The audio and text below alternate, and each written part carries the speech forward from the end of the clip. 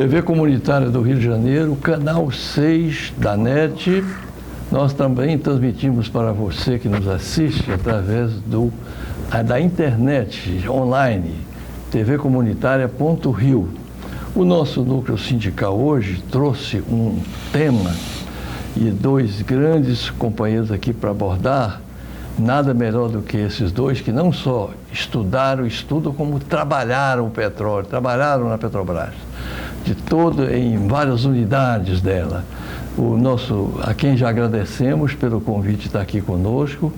Também foram dessa casa fundadores, Fernando Siqueira, Manuel Cancela, também diretor aqui. O Fernando Siqueira é diretor da AEPET, diretor também lá do Clube de Engenharia, foi do CREA. Eu acho que Fernando Siqueira só não foi o que ele não quis ser nessa área aí. Fernando Siqueira, muito obrigado pela sua presença. Manuel Cancela, fundador da Federação Nacional dos Petroleiros, da FUP, da CUT, aqui conosco. Muito obrigado também, sobretudo, eu agradeço pelo telespectador, por ter o privilégio de ter companheiros assim que melhor do que ninguém pode abordar esse tema candente hoje, que está aí mostrando a sua força, que é petróleo. Eu começo apenas por causa a importância de ambos, para mim, é extremamente igual e estão lá em cima. Mas por ordem alfabética, Emanuel e depois Fernando. Por que petróleo é soberania nacional, Emanuel?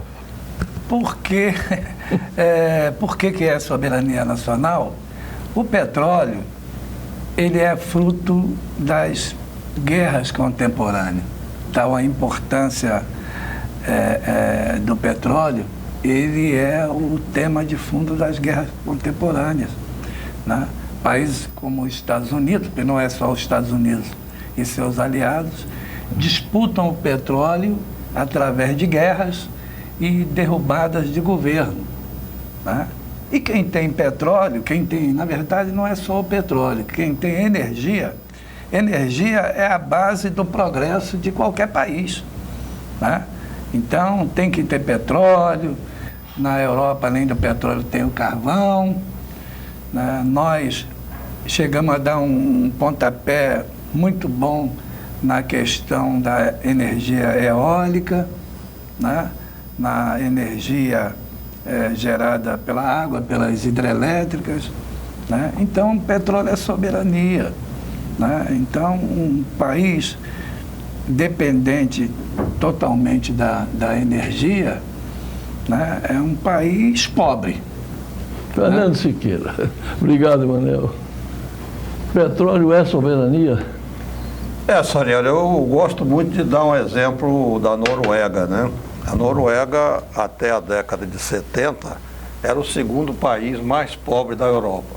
Aí descobriu o petróleo no Mar do Norte, criou uma estatal, Statoil, e passou a produzir esse petróleo para o bem do povo norueguês.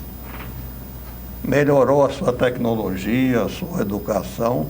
Então a Noruega hoje, pelo 6º ano consecutivo, é o país mais desenvolvido do mundo, melhor índice de desenvolvimento humano, melhor saúde, melhor educação, segundo maior PIB per capita, e tem um povo absolutamente amparado pelo governo, tem uma qualidade de vida melhor do mundo. Então, essa transformação de segundo país mais pobre da Europa para país mais desenvolvido do mundo se deveu a explorar o petróleo para o bem do povo norueguês.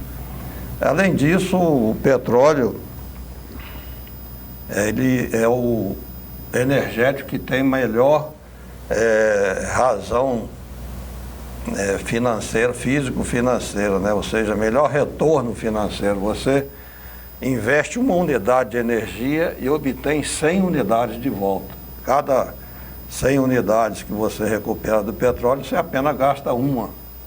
Quando você vai para a água ultra profunda, esse gasto é um pouco maior, mas a média mundial é uma razão 1 para 50, quer dizer, com uma unidade de energia você recupera 50. O segundo colocado, que é o carvão, tem uma relação de 9 para 1, e a biomassa 2 para 1.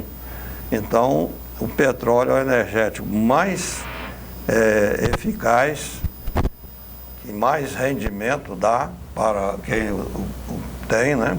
E além disso ele tem um papel fundamental na indústria petroquímica.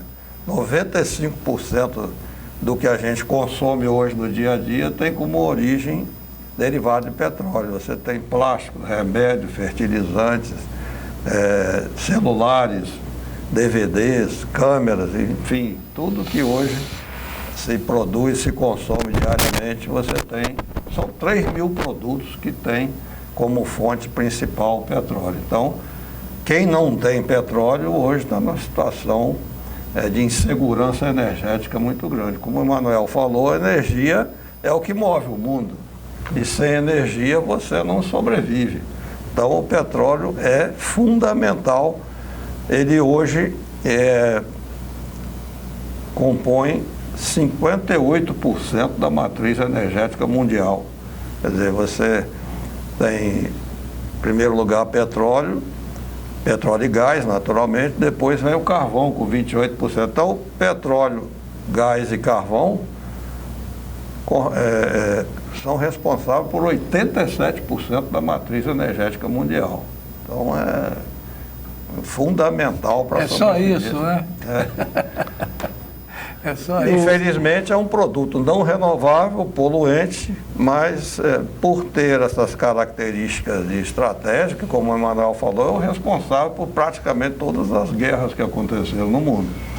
Os países desenvolvidos querem tomá-lo dos países que têm a propriedade, então cria-se conflitos mundiais, lamentavelmente. Emanuel Cancela, você que foi também de refinaria, o governo anuncia que vai torrar mais 18 unidades da Petrobras, dentre as refinarias, né? Como é que você vê isso e como é que a gente pode, considerando aí sua fundamentação, como evitar que isso possa acontecer? Né? Então, vamos lá. O Jair Bolsonaro se reuniu com Donald Trump no sábado, dia 7. No dia 8, saiu a notícia de que o petróleo tinha se desvalorizado em 30%. Né? E nós, eu estava até comentando aqui com o Fernando Siqueira, que é um expert nisso, né? na questão da geopolítica do petróleo, que esse mesmo golpe, porque na verdade isso é uma jogada econômica, isso é um golpe que está sendo dado na economia mundial, né? Como em 2016, que o preço do barril de petróleo estava acima de $100, e eu me lembro que eu, Fernando Siqueira, e eu sempre copiei Fernando Siqueira, falava, olha, o petróleo nunca vai baixar de $100, porque não tinha como baixar mesmo, não tinha, mas os caras arrumaram, o artifício é o mesmo que está sendo usado agora. O que foi feito em 2016? A Arábia Saudita aumentou a oferta, então isso é a lei elementar do comércio, né? Se a oferta aumenta, o preço cai, né? Então, a mesma coisa que aconteceu em 2016 está acontecendo hoje e, coincidentemente, no dia seguinte em que Jair Bolsonaro, repito, se reuniu com Donald Trump nos Estados Unidos, né, no resort lá dele. Então, por exemplo, se o Bolsonaro, se ele realmente governa para os interesses brasileiros, que eu não acredito, e vou dizer por que não acredito, a gente tem que provar o que a gente está falando, né? Se ele governasse para os interesses brasileiros, ele ia suspender, dar uma freada na exportação de petróleo, que nós já estamos exportando uma quantidade considerável, principalmente do pré-sal. O pré-sal já responde pela mais da metade do consumo brasileiro e exporta alguma coisa, segundo o Fernando Siqueira, que me atualizou, algo em torno de 1 milhão de barris por dia, já estamos exportando. Então ele tinha que frear a exportação, não vale a pena exportar o petróleo com a desvalorização desse nível, né? Porque o petróleo, se não produzir, ele fica lá no fundo, não tem nenhuma perda. É só não ligar as bombas para produzir. E também não pode, agora a gente tinha que investir no refino, né? No refino. Então não tem sim sentido agora a gente vender a metade das nossas refinarias, como o Bolsonaro já anunciou, né? E por que eu não acredito no governo Bolsonaro, que ele governe para os interesses brasileiros? Porque o Brasil pagou em 12 meses 25 bilhões de reais na importação de gasolina e diesel, importação dos Estados Unidos para o Brasil, né? Pagamos em 12 meses. Caramba, se a gente vai vender as metade da refinaria, quanto mais de dinheiro nós vamos dar para os Estados Unidos, que é ele que está à frente disso. Aqui a gente pode interferir à vontade. E dessa gasolina que antes nós éramos exportadores, desde o golpe, né? Temer-Bolsonaro, que passamos, como você está dizendo agora, até a importadores, a depender de fontes externas. Não, o Fernando Siqueira, depois ele é o cara, mas na minha cabeça, nós atingimos a autossuficiência, isso eu tenho certeza, em 2006, isso. Na produção de petróleo. Isso. De refino, nós nunca fomos autossuficientes. Eu acho que nós nunca fomos. Nós iríamos alcançar... Mas eu estou falando especificamente da gasolina, nós éramos exportadores. Não sei. Olha só. Então, em 2006, nós atingimos a autossuficiência na produção de petróleo. Isso no governo do PT, Lula e Dilma. Então, Dilma iria construir 2 refinarias, a refinaria do Ceará e do Maranhão, que nos daria, aí sim, a autossuficiência no refino e mais um plus para a exportação, que ia dar reservas para o país, né? Só que as 2 refinarias foram canceladas, já tinha terraplanagem, já tinha investimento alto. Eu cheguei numa refinaria, ela estava recém-construída lá, a Replan. Né? Então, e fica em São Paulo, só para... Em Paulínia, fica em Paulínia. Eu acho que tem a maior capacidade de refino, a Replan, a refinaria do Planalto, e lá, uma refinaria, como é que acontece? Tem primeiro, escolhe o local economicamente, viável, né? São Paulo não precisa nem falar, né? Uma refinaria de São Paulo, e aí a partir daí faz uma terraplanagem, e tudo na indústria de petróleo é muito caro. Então, eu estou dizendo isso porque as 2 refinarias do Ceará e do Maranhão já tinham feito a terraplanagem, já tinham feito o investimento da Petrobras. E parou. Parou porque, em nome do combate à corrupção. Disseram que houve um superfaturamento na obra. E isso é possível que tenha acontecido mesmo. Aconteceu o superfaturamento, prenda quem está superfaturando, mas não pode parar a obra. O que eles fizeram? Pararam as 2 obras. Ou seja, prejudicaram 2 estados pobres do Nordeste, né, que ia ter uma refinaria, o prefeito, o governador, os prefeitos iam arrecadar, ia ter emprego de qualidade, né, uma série de questões que uma refinaria traz. Então, acho que agora, se o Jair Bolsonaro, se ele governa para o Brasil, para os interesses brasileiros, ele tem que parar a exportação de petróleo, deixa o petróleo lá guardadinho, e tem que, agora, a gente deveria investir na autossuficiência do refino, para ao invés de pagar 24, 25 bilhões aos Estados Unidos, a gente vender gasolina, vender querosene de aviação, diesel, vender esses produtos, né? Construir essas refinarias. E mais, o Fernando também falou, o erro estratégico do Castelo Branco, que aí já não foi dele, foi do Temer para cá. Castelo Branco é o atual presidente. Atual presidente, Tão entreguista quanto aquele outro também. Como os campos, Roberto, do Banco Central. Eles querem vender a refinaria, mas antes disso, eles reduziram a capacidade de refino para 68%. Isso é um crime. Quer dizer, reduz para 68% a capacidade das refinarias, das plantas de refino, né? E importa dos Estados Unidos uma quantidade enorme, né?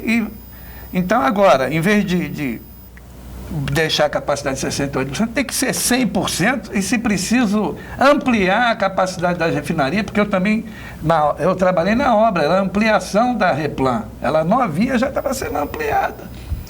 Então, o Fernando conhece isso melhor do que eu, e sabe que se o Brasil, nessa crise que está aí, o Fernando me corrija, é privilegiado. É privilegiado porque a gente tem petróleo. Né? Lógico que para quem compra, vai comprar mais barato, mas a gente tem petróleo, a gente não precisa se abalar. E investir naquilo que agora é bastante favorável, que é o refino. E sem falar que o governo de Temer para cá acabou com a petroquímica, como o Fernando falou, que 3 mil produtos, acabou. Não tem mais petroquímica, não tem mais fertilizante. O Brasil tem uma característica agrícola, então nós precisamos de fertilizante, acabou o fertilizante, acabou o biocombustível, que é a alternativa ao petróleo, né? E também vendemos, paramos o setor de gás. O setor de gás, e sem falar que vendemos os principais dutos, que é a NTS e o outro, que eu esqueci o nome agora, NTS e o Brasil-Bolívia. Então, se ele quiser recuperar isso, mas ele não vai fazer isso. Essa reunião lá com Trump, na véspera dessa queda de 30%, com certeza eles discutiram, mas não no sentido de buscar uma alternativa para o Brasil. O que o Trump está querendo é as nossas refinarias. Ele já tem a BR, os Estados Unidos comprou a BR, tem o controle da BR. Verdade. E agora o caixa da vai ter o controle das refinarias. E para quem não sabe, só para passar para o Fernando, o petróleo, além do Brasil ter petróleo, ter refinaria, o Brasil tem mercado. O Brasil era o 13º mercado do mundo. Então, aqui se consome muito derivado de petróleo, muito de aviação, muita coisa, né? Então, o que os Estados Unidos está fazendo é o controle do nosso mercado, através da BR, que é a distribuição de gasolina, e da refinaria que refina. Fernando Siqueira, e essa de vender nossas refinarias, o filé mignon, né? Um dos filés mignon da indústria do petróleo. Eu estava conversando com o Cláudio Oliveira, que é um economista, nosso parceiro lá na IPET, falando que a estratégia do Castelo Branco está totalmente equivocada. Ele falou, não, a estratégia dele está certa. O objetivo dele é destruir e vender a Petrobras com pré-sal junto.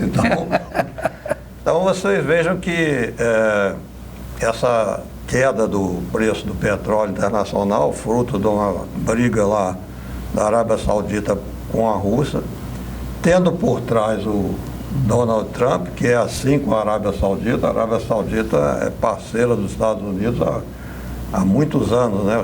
Ela compromete a fornecer petróleo e os Estados Unidos fornecem arma para proteção. A Arábia Saudita está, vamos dizer assim, com raiva da Rússia, né? Porque como os Estados Unidos está saindo do Oriente Médio, a Rússia está entrando. A Rússia está lá na Síria, está lá parceira do Irã, que são inimigos da Arábia Saudita, né? Então isso aí, também como o Manel já falou, essa é a terceira vez que a Arábia Saudita derruba o preço do petróleo. Em 2001, os Estados Unidos, junto com a Arábia Saudita, combinaram derrubar o preço através de inundar o mercado. O petróleo caiu para cerca de $10 por barril. A União Soviética se desmanchou, desmontou a União Soviética, né, com Gorbachev e companhia. Em 2016, né, aí, novamente, como a Rússia está construindo o gasoduto para a Europa e fornecendo lá para os países europeus, portanto, tendo uma ascensão grande, né, tanto na Europa como no Oriente Médio, então era preciso enfraquecer a Rússia. E aí a Arábia Saudita botou 1 milhão a mais de barris no mercado, o petróleo saiu de 115 para 30 e poucos dólares, né? E aí enfraquece a Rússia, enfraquece o Irã, a Venezuela e o pré-sal. Quer dizer, para o povo brasileiro, o pré-sal perdeu importância a partir daí, porque a maioria das pessoas pensa, o pré-sal não é mais viável, a $30 o barril, que é uma falácia, que o petróleo a $20 ainda é viável. Quanto é a produção? Custa é $7, né? Do pressão. A $6 por barril a Por produção das instalações já montadas. Né? É. Quando você usa investimento e juros, amortizações, etc., chega a $20 por barril. 18 a $20. Então, a partir de $20 é lucrativo o pré-sal. Então, juntaram novamente e derrubaram o preço, né?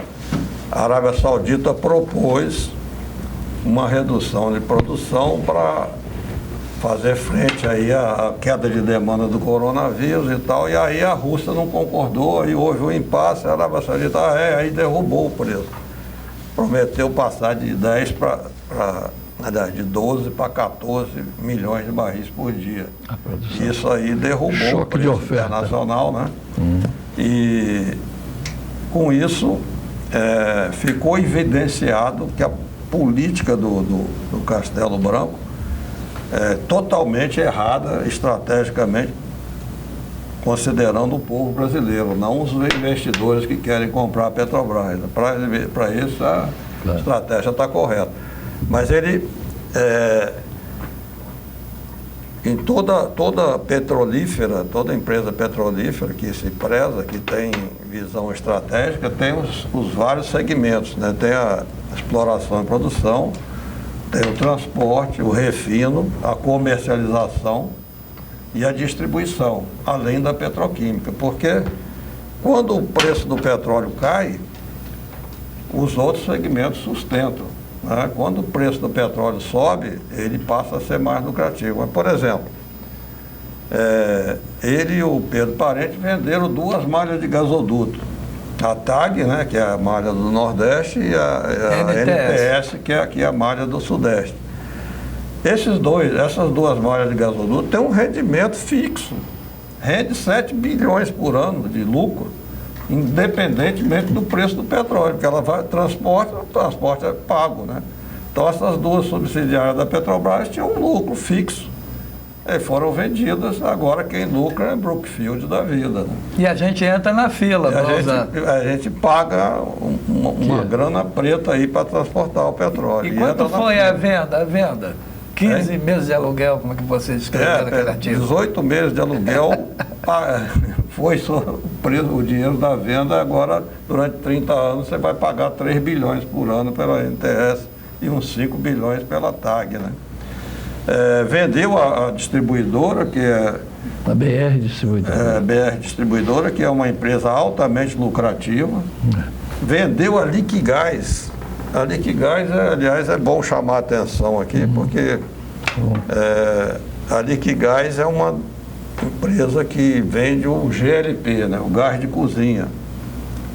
E com essa venda eu fui entrar nos meandros da coisa e descobri que a estrutura de é uma vergonha, imoral, porque a empresa distribuidora fica com 50% do preço do botijão. A Petrobras, que explora, refina, transporta, fica com 32%.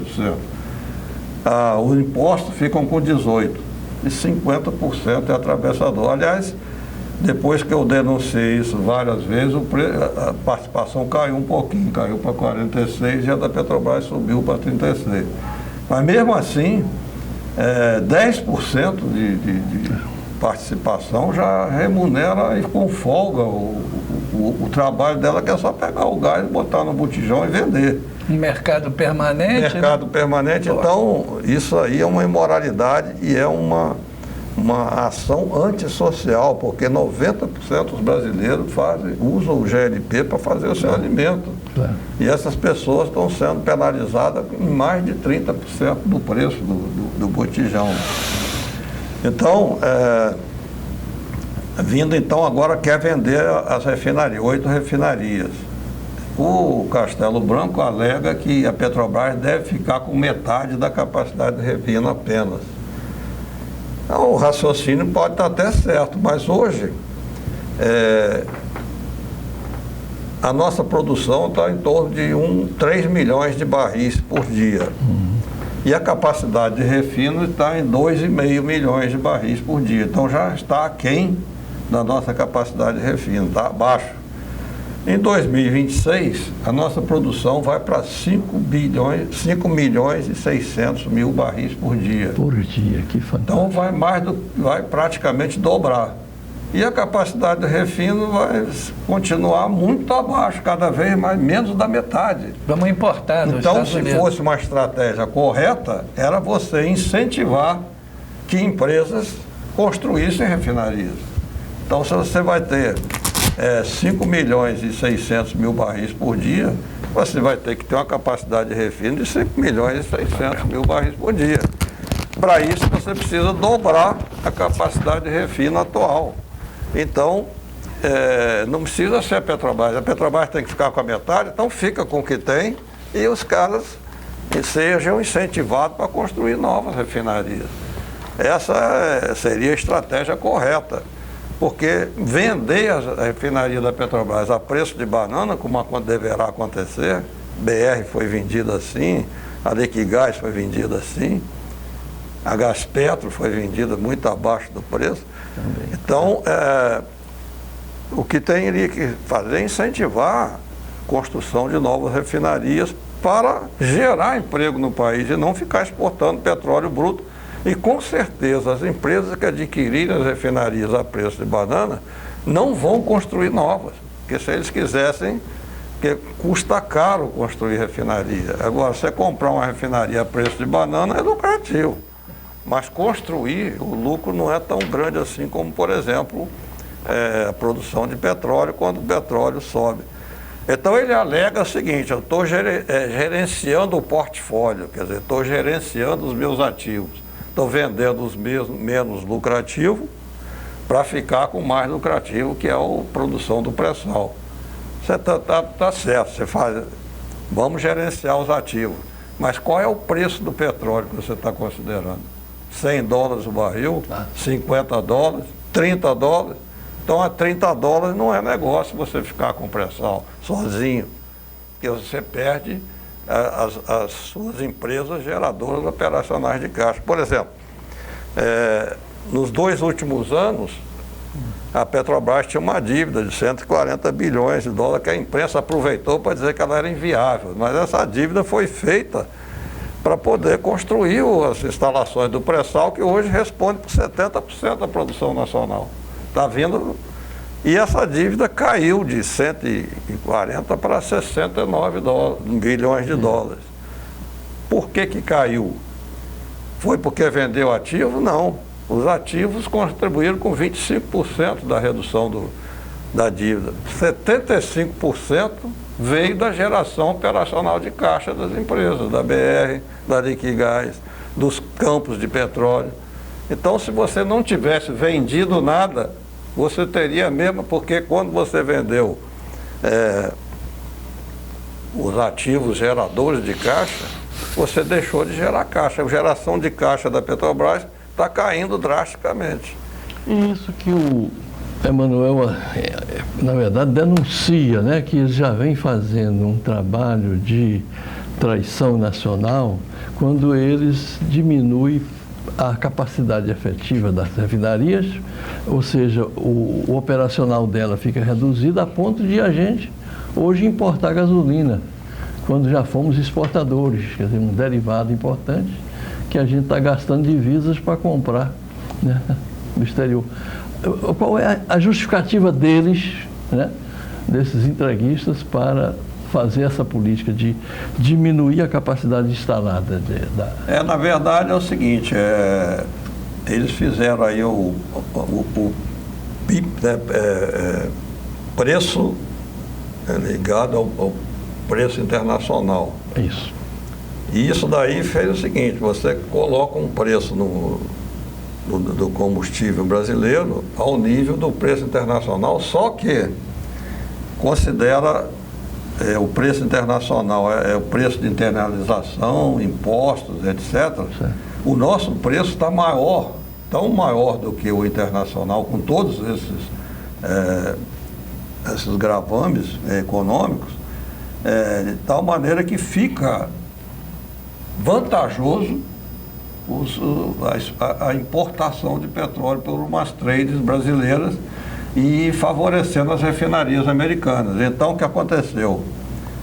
A Petrobras perdeu 32% do mercado, porque o preço da importação ficou mais barato do que o comprar da Petrobras. Então, a Petrobras perdeu o mercado e a capacidade de refino ficou ociosa em 32%.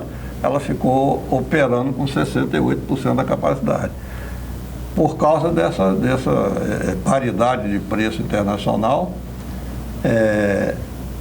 tornou vantajoso a importação. Tão vantajoso que chegou a se importar 32% do que utiliza o nosso mercado. Aí, por exemplo, os Estados Unidos, a pauta de importação dos Estados Unidos dobrou de 42% do total, com óleo de importação de diesel, passou de 42% da pauta de importação para 84%. Então o refinador americano começou a exportar diesel para cá.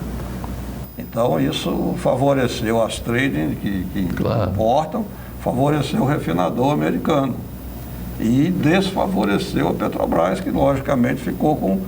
Quando as refinarias ficam ociosas, o preço do combustível fica mais caro. Porque você tem lá a sua instalação, se você tem toda aquela instalação e produz menos, o custo do barril refinado fica mais caro. Então tem todas as desvantagens para a Petrobras. Aí, como diz o Cláudio, para quem quer destruir a empresa, é uma estratégia correta. Está correto. Então, esse é o problema gravíssimo, e essa paridade no preço do petróleo importado está encarecendo o diesel, que os caminhoneiros usam, né, para ganhar vida transportando, está encarecendo o gás de cozinha e a própria gasolina, né? Porque como você tem aqui a autossuficiência, hoje a gente já está produzindo com autossuficiência 3 milhões de barris, o nosso consumo está nessa faixa, então você não teria por que fazer uma paridade com o preço internacional. Você tinha que fazer uma estratégia de reduzir o custo do diesel, o custo da gasolina, para favorecer os demais segmentos econômicos, para impulsionar a economia nacional. Então, quando você tem o preço do diesel caro, por exemplo, a Petrobras refina o petróleo para obter o diesel sai por R$1 o barril, R$1, R$1,20. Ela vende por R$2,30. É um lucro altíssimo no diesel. Então, ela poderia...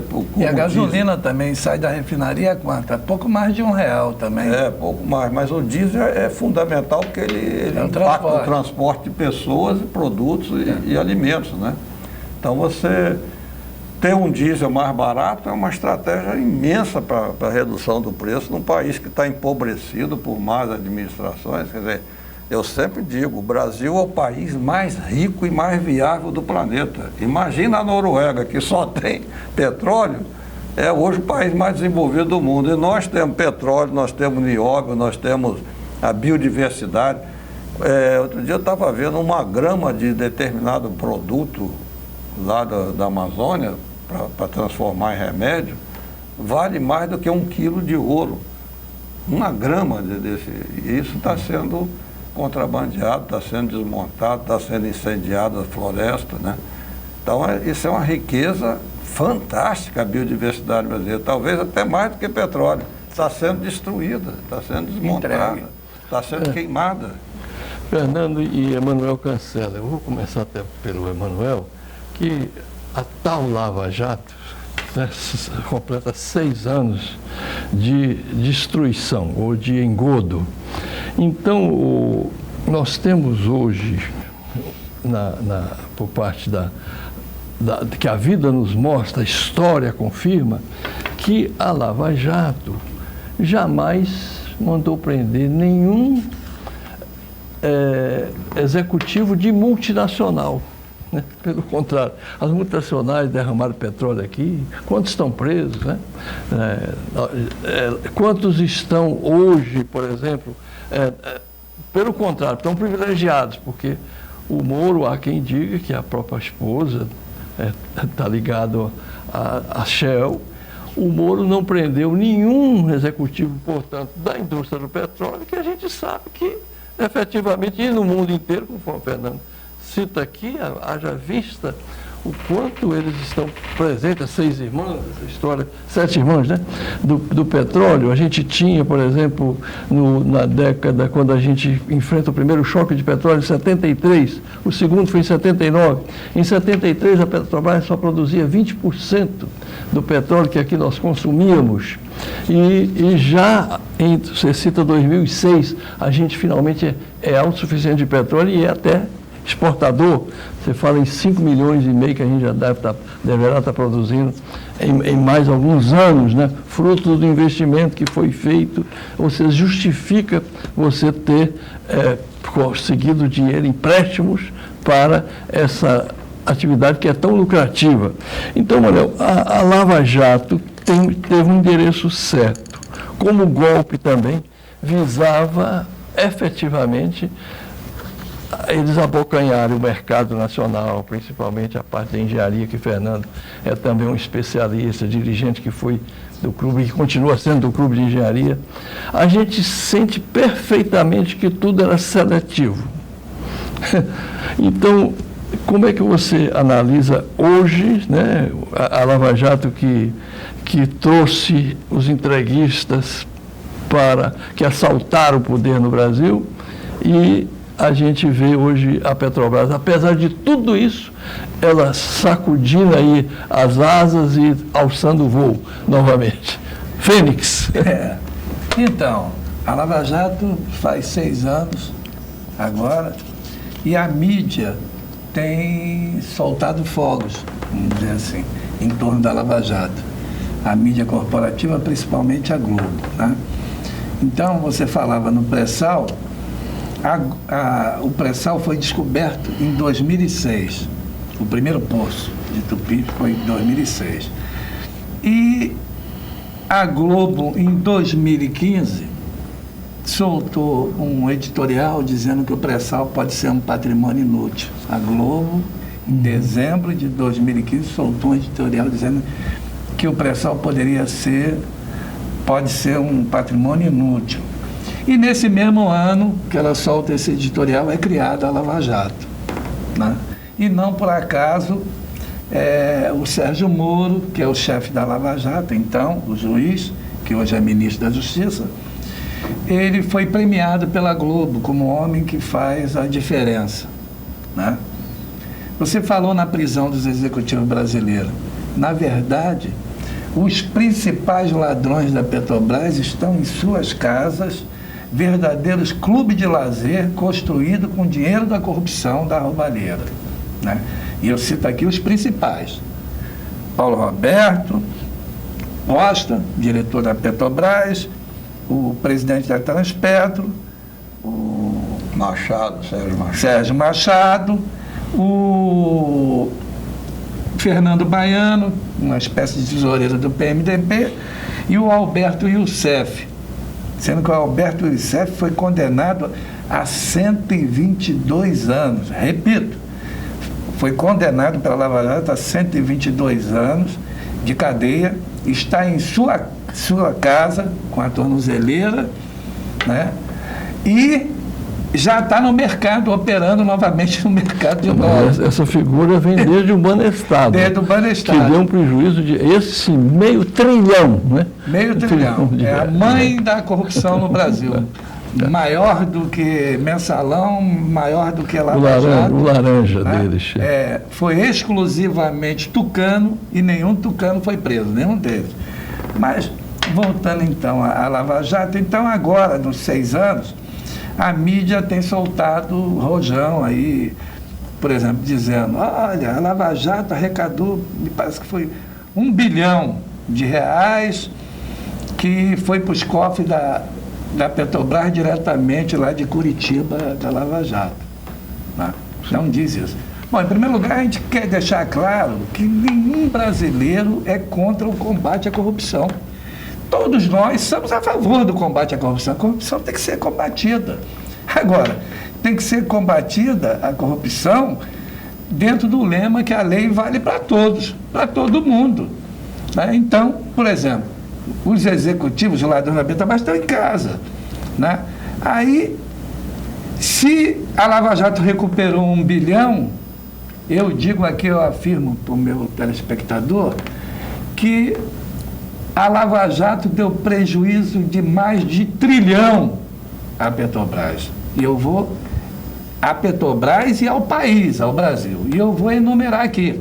A Lava Jato, chefiada pelo juiz Sérgio Moro, deu prejuízo de trilhões ao Brasil.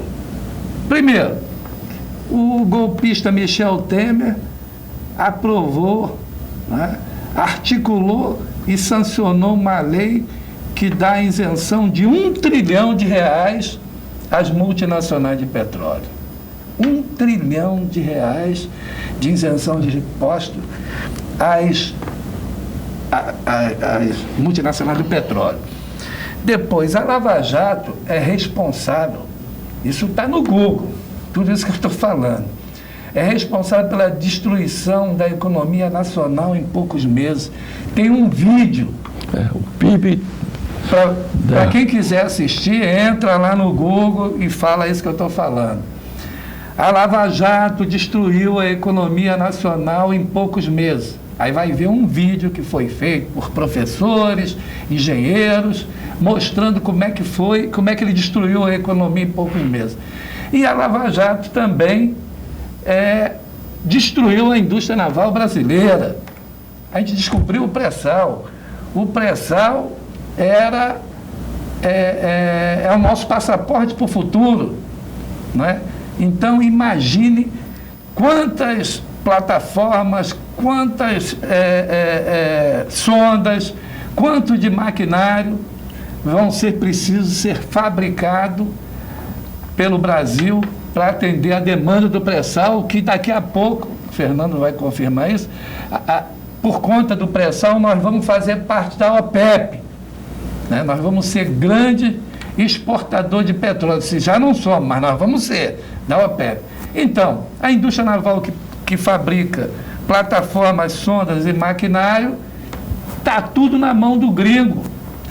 Em nome do combate à corrupção, Sérgio Moro e Dallagnol destruíram a indústria naval brasileira, que agora navios, plataformas estão sendo fabricados pelos gringos, gerando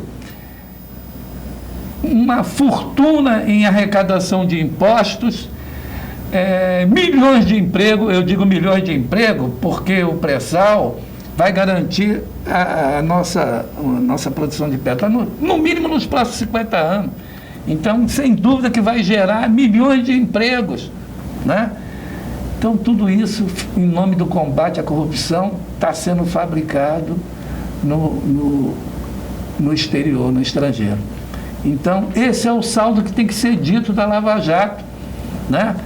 Destruiu a economia, destruiu a indústria naval, né? Os principais ladrões estão em suas casas, verdadeiros clubes de lazer, né?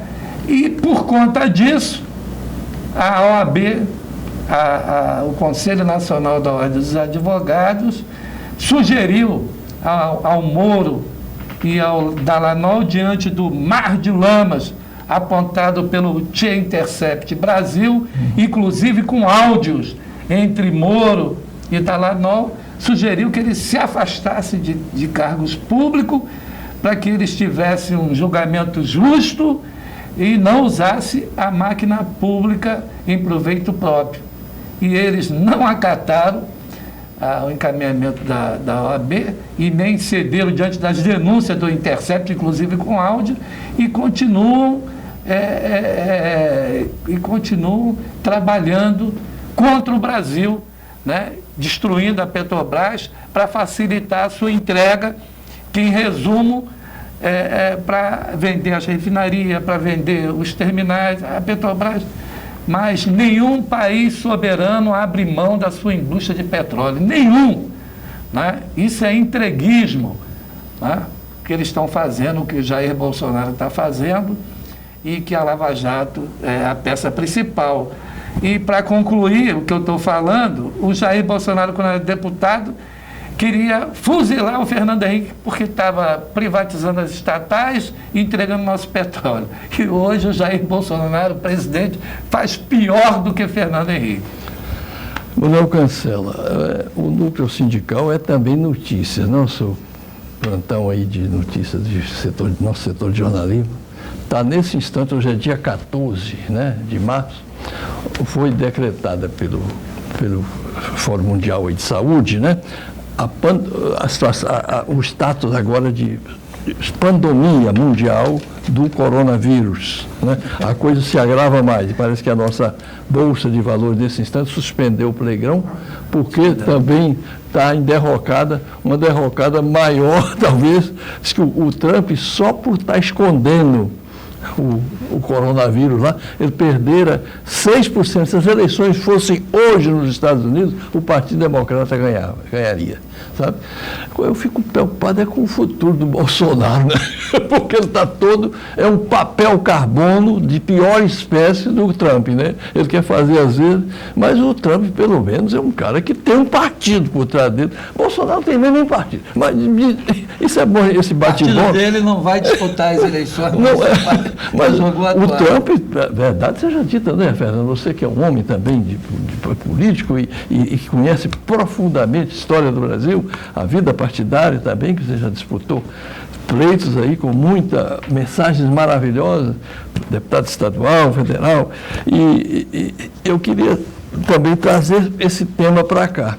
Então, se você quiser completar alguma coisa que o Manuel acaba de também tecer considerações, é que ele citou seu nome, você fica à vontade. E se você quiser levantar também algum tema aí que você acha importante nesses últimos 12 minutos que a gente ainda tem, Fernando,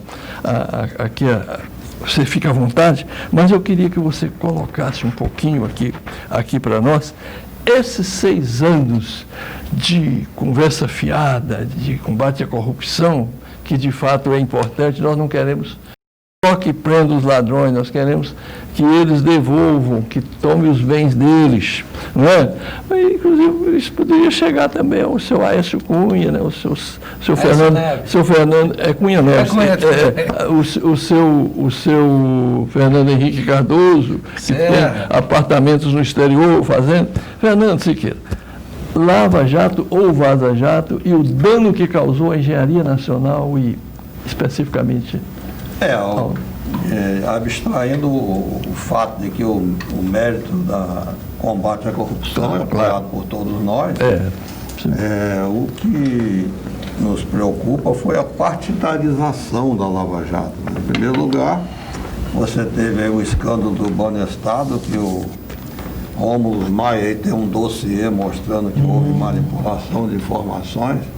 Como o Banestado era submetido ao PSDB do Paraná, não aconteceu nada.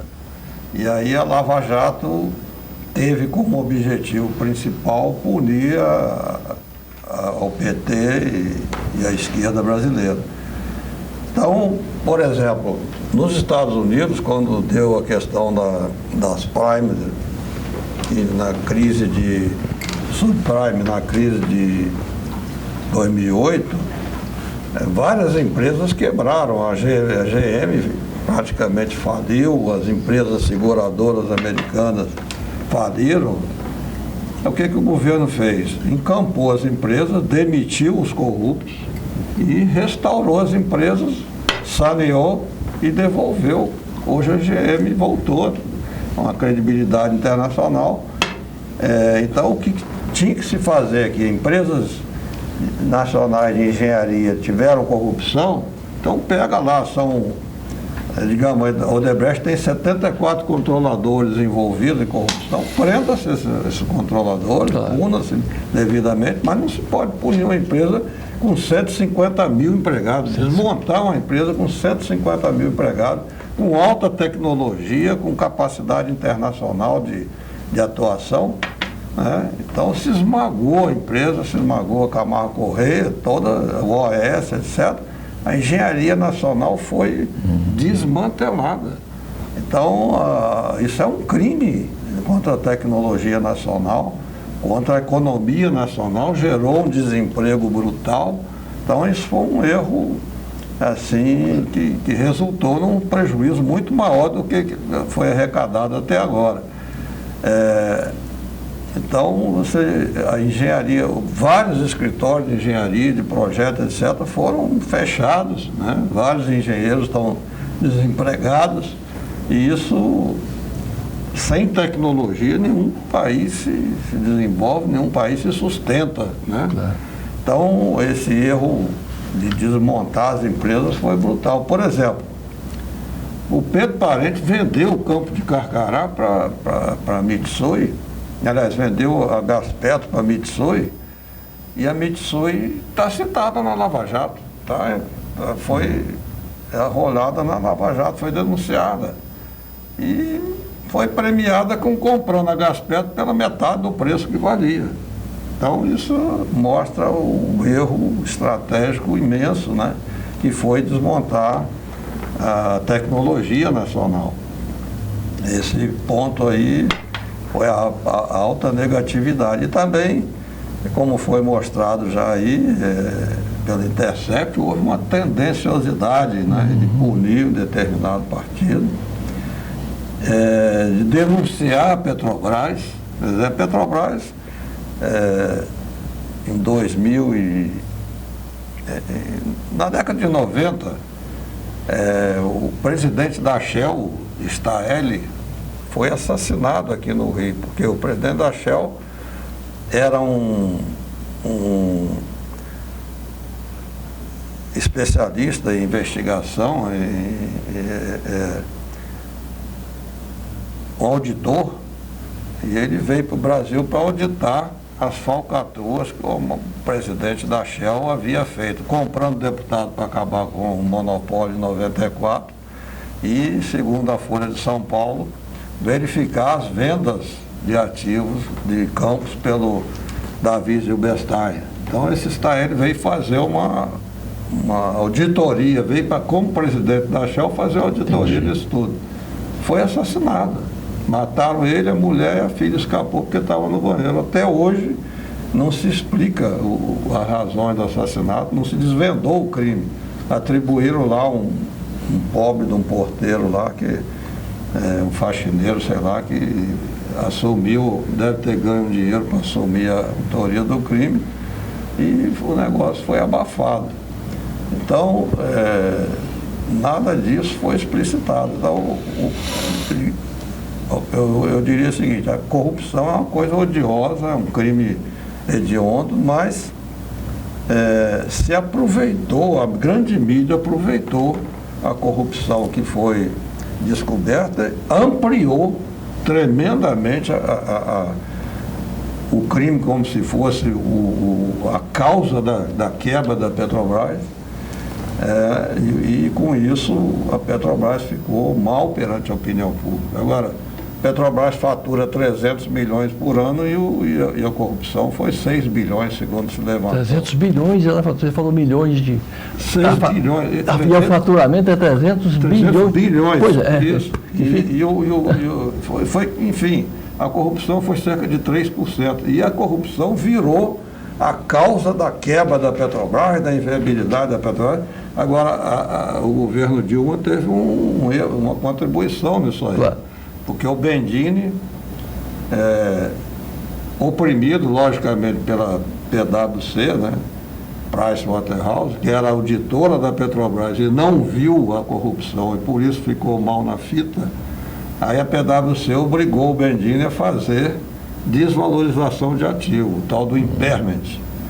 Então, em 2014, a Petrobras teve uma desvalorização de ativos de 44 bilhões, em 2015, 48 bilhões. Então, em 2015, a Petrobras teve um lucro bruto de 98 bilhões, o lucro líquido, tirando todas as despesas, foi 14 bilhões, com a desvalorização de ativos de 48, ela ficou com um rombo de 34. Então, com um lucro líquido de 15 bilhões, ela ficou com um rombo de 34, um negócio absolutamente teórico. E foi em cima de ativos que já tinham desvalorizado no ano anterior. Entendi. Então, em 2016 foi mais 16 bilhões, no total se desvalorizou em 132 bilhões os ativos da Petrobras, incluindo campos de produção que não tinham a produção como aquela que se esperava, a reserva foi abaixo do que se esperava, então desvalorizou-se. Nos ativos se desvalorizou, por exemplo, 19 bilhões e a não construção de refinarias, que aí era um negócio correto, foram 11 bilhões, mas se desvalorizou os campos de produção, argumentando-se que o campo perdeu a produção, mas não se incluiu os ativos do pré-sal, que era mais de 50 bilhões de barris. Fernando, então, eu preciso de 2 minutos seu e 2 minutos do Emanuel para falar também de outras duas riquezas que um país tem, que é ele viver sob um regime democrático de direito e a Constituição vigorar. Então, eu acho que é uma ameaça nesse instante, não somente à Petrobras, à Engenharia Nacional, à educação, democracia e a chamada Constituição Brasileira e os atos populares. Que é um. Eu acho que o povo brasileiro tem que acordar pelo fato que o nosso país está sendo desmontado por um governo incompetente e colocado propositalmente para desmontá-lo. Quando o Temer assumiu, o Intercept noticiou que ele foi lá nos Estados Unidos comprometer a entregar o país. E o que ele fez foi extremamente ruim para o país. Deu essa isenção de impostos de $1 trilhão, abriu a venda dos ativos da Petrobras. Ou seja, o nosso país, o país mais rico e viável do planeta, está sendo desmontado por interferência externa através de um governo absolutamente incapaz e incompetente. Então você, povo brasileiro, tem que nos ajudar a reagir, resistir, para que o nosso país não seja desmontado dessa forma que está sendo feito covardemente pela interferência do capital internacional.